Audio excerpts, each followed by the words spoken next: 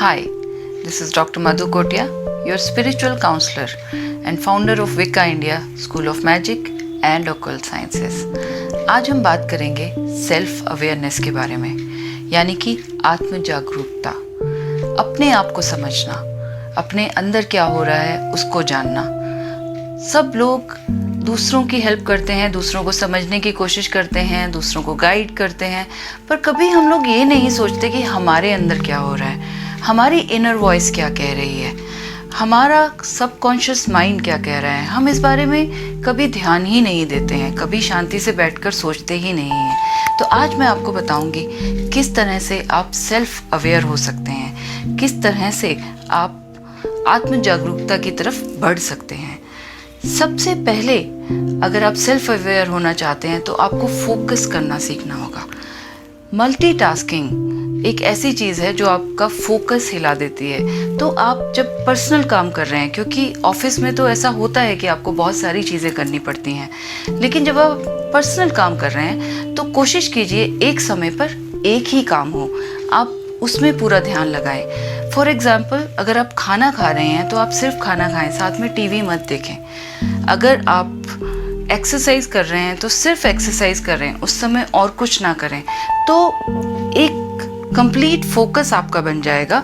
जब आप फोकस्ड हो जाएंगे तो आपका कंसंट्रेशन भी अच्छा हो जाएगा, और जब कंसंट्रेशन अच्छा हो जाए तो उसके बाद आप मेडिटेशन शुरू कर सकते हैं खुद को जानने के लिए, खुद को पहचानने के लिए, आपके अंदर आपकी इनर सेल्फ आपसे क्या कहना चाहती है वो जानने के लिए। तो मेडिटेशन की जब हम बात करते हैं तो सबसे आसान सेल्फ अवेयरनेस मेडिटेशन होती है प्राणायाम। आंखें बंद करके आप जब डीप ब्रीदिंग करते हैं और आप महसूस करते हैं कि आपकी सांस कहाँ तक जा रही है और कहाँ से वापस आ रही है बाहर, आप जब अपनी सांसों पर पूरी तरह से ध्यान देते हैं तो आपका इनर सेल्फ आपके टच में आ जाता है और आपको पता चलता है कि अंदर क्या हो रहा है। ये बहुत ज़रूरी है कि आप डीप ब्रीदिंग करें ताकि आपका मन शांत हो, और जब मन शांत होता है तभी हम समझ पाते हैं कि हम क्या चाहते हैं, हमारे अंदर क्या इच्छा है, हम कहाँ पहुँचना चाहते हैं, हमारा गोल क्या है, हमारी आत्मा, हमारा इनर सेल्फ क्या चाहता है। उसके लिए आपका कंसंट्रेट होना, आपका डीप अपने अंदर जाना बहुत ज़्यादा ज़रूरी है। मैं आपको कुछ छोटी छोटी एक्सरसाइजेस बताती हूँ जो बहुत इजी हैं और जिनसे कि आप आगे बढ़ सकते हैं। लगभग 5 एक्सरसाइज मैं आपको बताऊँगी। सबसे पहले सेल्फ अवेयरनेस का जो पहला रास्ता है, you have to be aware of your mind and your thought. हम लोग ध्यान नहीं देते, दिमाग में बहुत सारी बातें चलती रहती हैं, हम लोग कभी सोचते नहीं हैं कि हम बिना बात की बातों के बारे में सोच रहे हैं या क्या चल रहा है हमारे दिमाग में, क्या हमें ऐसा सोचना चाहिए या नहीं सोचना चाहिए। तो आपको सेल्फ अवेयर होना होगा अपनी थॉट्स के बारे में, आपको समझना होगा कि आपके दिमाग में क्या चल रहा है, और आपको फिर उसे शांत करना होगा और आपको देखना होगा कि क्या चीज़ें ज़रूरी हैं जिन पे आपको सोचना चाहिए और क्या है जिसे आपको लेट गो करना होगा। दूसरी चीज़ होती है आपके अंदर की आवाज़।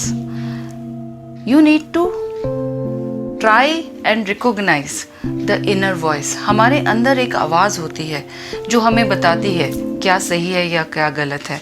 कुछ लोग कहते हैं वो भगवान की आवाज़ है, कुछ लोग कहते हैं कि वो हमारी अंतरात्मा की आवाज़ है, कुछ लोग कहते हैं कि हमारे गाइड्स बता रहे हैं। बेसिकली वो आपका अपना इनर सेल्फ है जो आपको गाइड कर रहा है, क्योंकि वो सबकॉन्शियस से कनेक्टेड है और उसको काफ़ी चीज़ें पैटर्न्स के हिसाब से पता है कि क्या हो सकता है। तो आप अपने अंदर की आवाज़ सुनने की कोशिश करिए और देखिए वो आवाज़ आपकी ही है या आपको ऐसा लग रहा है कि कुछ और आवाज़ है और वो आपके एंजल्स की आवाज़ है।